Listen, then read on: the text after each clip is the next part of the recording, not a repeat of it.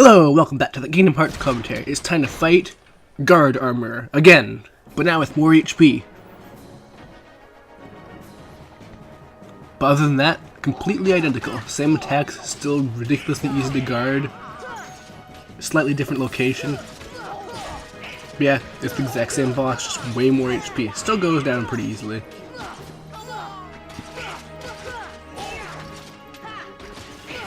As per usual, you can get to collapse and you can destroy individual segments, and there you go.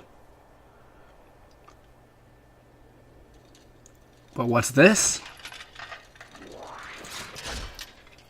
Something's amiss. Oh my god, its feet were hands all along.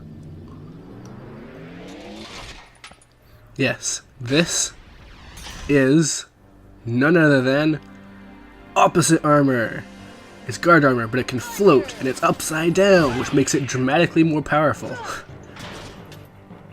So yeah, there's your boss. I don't know what to say. So opposite armor basically functions as an improved guard armor. It has similar but more powerful or more difficult to dodge versions of guard armor's standard attacks.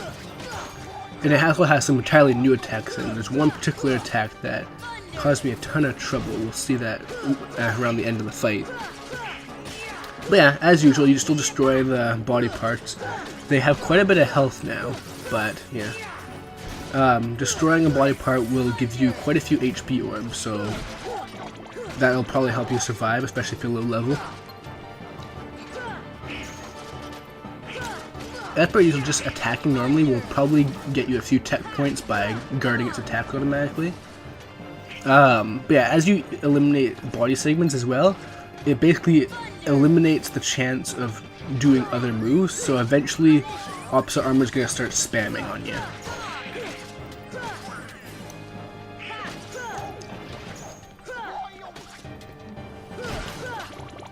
Yeah, I'm not sure, I think you can't hit the head in this, I don't know, I think it's Chain of Memories you can hit the head, but other than that I don't think you can hit guard armor's head.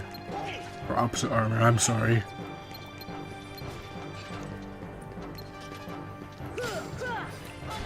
Obviously the most efficient way to beat this would in theory be to attack the body only and not bother with the arms, but you probably end up automatically attacking those anyways, plus eliminates attacks and gets you tech points and whatnot. Now this attack, the beam attack, it is very annoying. See, it's very fast, has quite good homing, and it spams it like nothing else. Like, holy crap, look how many times it's used it.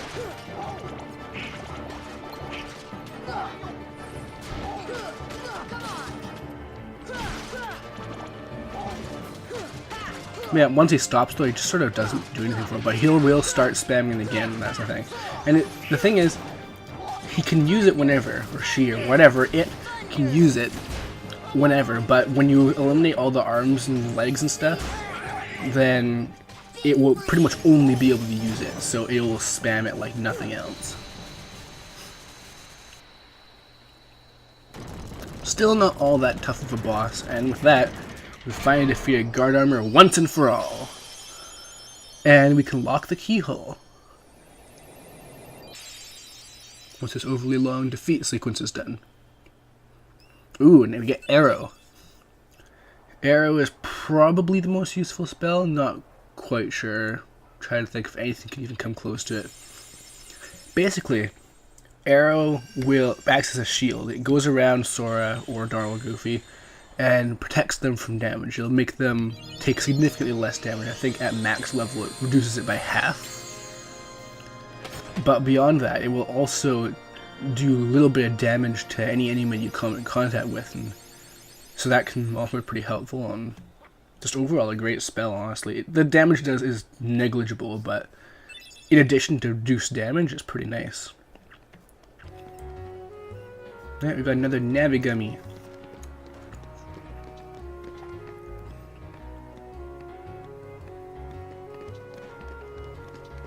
With all those side quests taken care of, it's time to actually progress the story and go to some brand new worlds.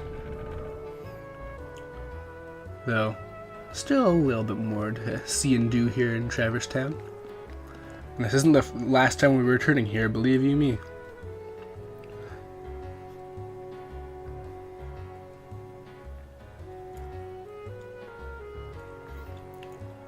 So, plot twist. There's even more gummies!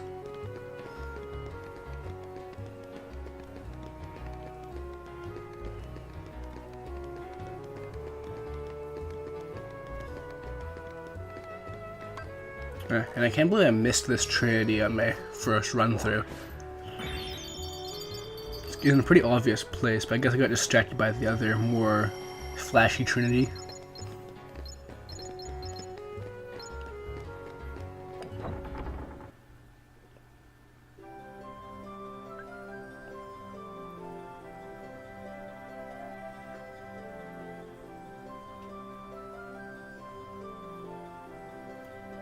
So, now that we're free into the world again, there's more stuff going on.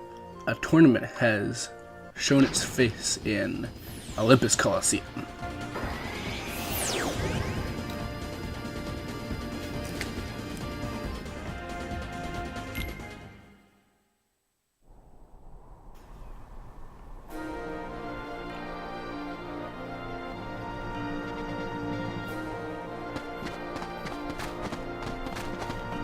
But yes, Olympus Coliseum is a very long, ongoing world.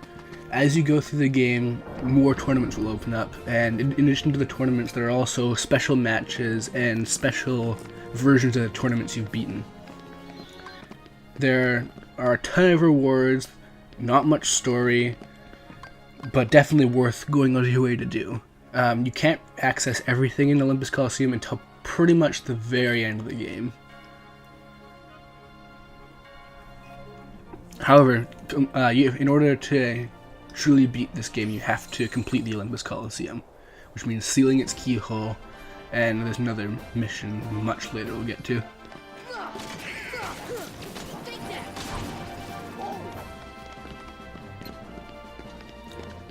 So yes, swarms of enemies, in this case power wilds.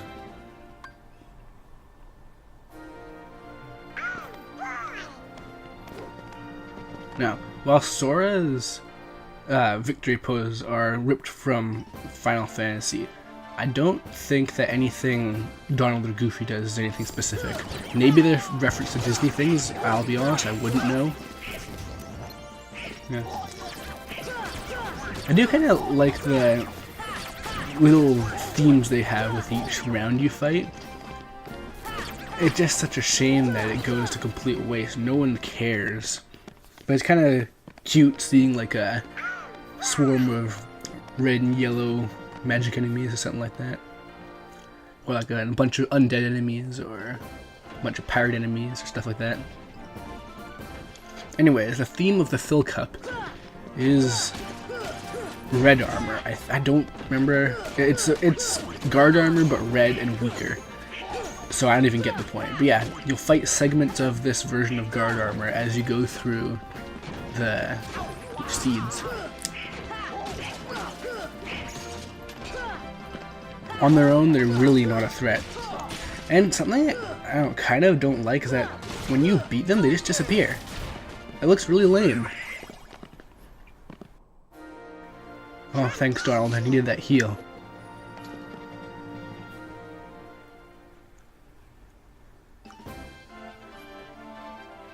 See? Magic alert. Ha! Poor person who made that pun. Is it even a pun? I don't know. Now, something I really like about these tournaments, in addition to fighting just generic Heartless and stuff, you actually get to fight a bunch of bosses and such, including exclusive stuff. And it's really quite fun. And yeah, there's a lot to this. Olympus Coliseum is one of my favorite worlds, honestly. Not in terms of story or anything, but just for the sheer fact that you could fight all sorts of really cool characters and stuff.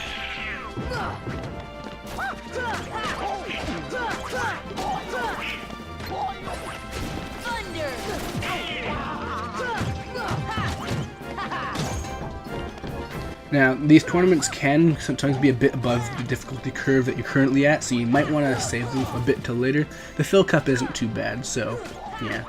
But once you start getting into the later ones, you might want to wait until you've amassed some levels and some Keyblades.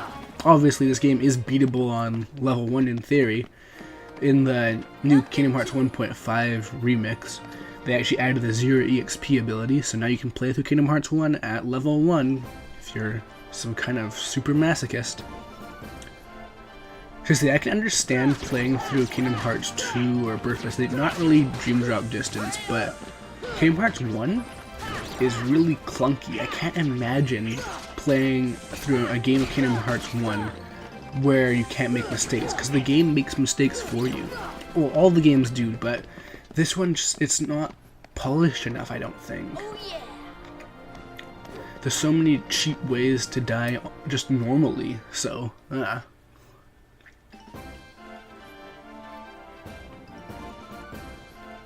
Oh man, just a quick aside about 1.5 though. They completely revamped the soundtrack and it's amazing. Oh man. Like, it sounds almost orchestral. They mentioned like they're using real instruments, but I don't really trust that anymore because they said that about Super Smash Bros. Brawl and But yeah, it sounds really nice. Honestly, Kingdom Hearts 1 is my least favorite Kingdom Hearts soundtrack. There are some standouts, but overall it's fairly weak and sometimes even kind of bad. As much as I love Yoko Shimomura's work. But yeah, yeah, they have like a sort of flute motif going on with it. It sounds fantastic. You should look it up if you're interested in music. And look at that, we're at the second seed already. We're fighting almost the entire guard armor, or red armor, or whatever. I wish I could remember what this is called, but it only appears in this. It doesn't, you never fight this boss. Which is why it's pink instead of purple.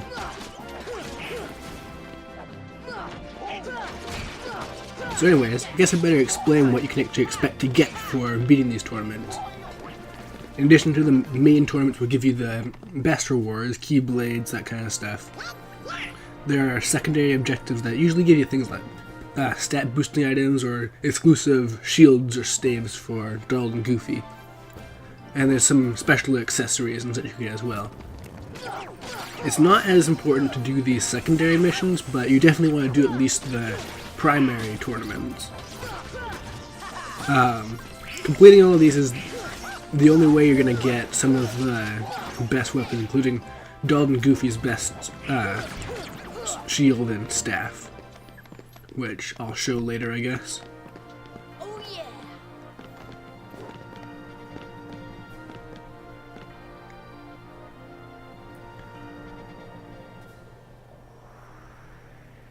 But yeah, with that, the first championship is complete. And you get confetti! Yay.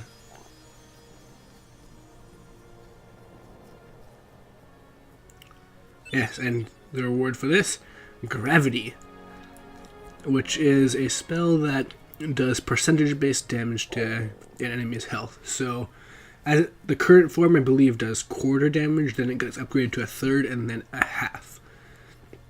If it works, it's a very effective move to use on enemies. If I see an enemy with a huge health bar, it's definitely worth using.